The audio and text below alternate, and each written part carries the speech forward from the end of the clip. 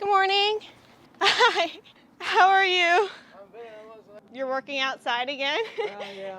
So the way I met Mr. Cox was very unexpected and definitely a unique way to meet somebody. I took a header right down there. You can see how steep it is.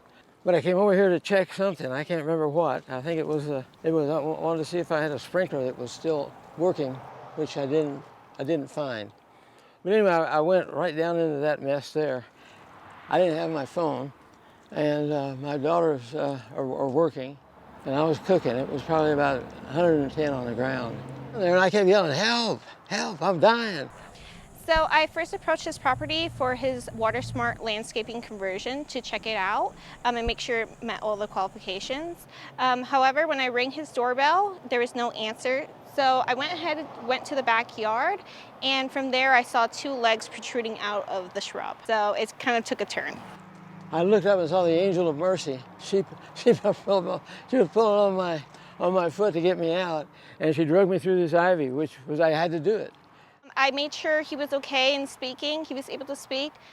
So I told him that I was there and that I was going to grab some help from the neighbor's house. So the neighbor came over, we called the paramedics, and from there we flagged down some AC workers actually from across the street that were luckily there. They were very kind and helpful, and they ran over to us to help him out. And the paramedics came shortly after. Adrienne, I think, had gone by that time, and I didn't get a chance to talk to her or get a chance to thank her. And I called up the office over there and told her that she was my angel of mercy, and she needs some recognition. It's two things, her heroism and my stupidity. When you add those two, that's when you get a problem. Well, a couple of 3 times in Vietnam, people trying to shoot you and kill you, you're a little bit worried, but I wouldn't say that I was scared. I just had come to a conclusion both times that I was going to die. I really do thank you. Thank you so much. I'm very glad I was there. I am too.